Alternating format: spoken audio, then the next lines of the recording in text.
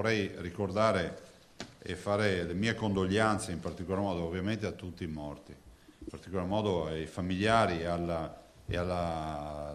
FIMG, e quindi ai medici di base, per la morte della dottoressa Samar Sinyab, che è il 100° medico che perde la vita in questa tragedia, non in Veneto, ma lei si è persa la vita in Veneto, è morta a Treviso e operava a Mira. E quindi Samar Sinyab, che è stata un medico di base, e purtroppo è morta di coronavirus. All'inizio del punto stampa giornaliero, il presidente Zaia ha voluto ricordare il 100° medico che ha perso la vita in Italia. Samar Sinyab, che si è spenta nella notte all'età di 62 anni dopo aver seguito i suoi pazienti nell'ambulatorio di Borbiego di Mira, dove era arrivata nel 94.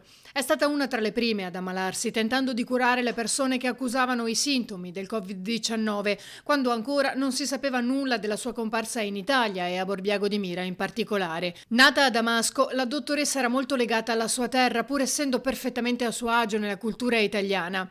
Si è sposata con un famoso pediatra, grande amore della sua vita, stabilitosi a Mira negli anni 90. Un matrimonio che ha portato alla nascita di 2 figli, terminato 13 anni fa con la morte del marito, colpito da infarto. Sinyab ha continuato a esercitare la sua professione con dedizione. Il 25 febbraio scorso ha festeggiato il suo compleanno. Poi si è resa conto che forse anche a lei, che sempre aveva cercato di usare i mezzi di protezione personale, poteva aver contratto il virus.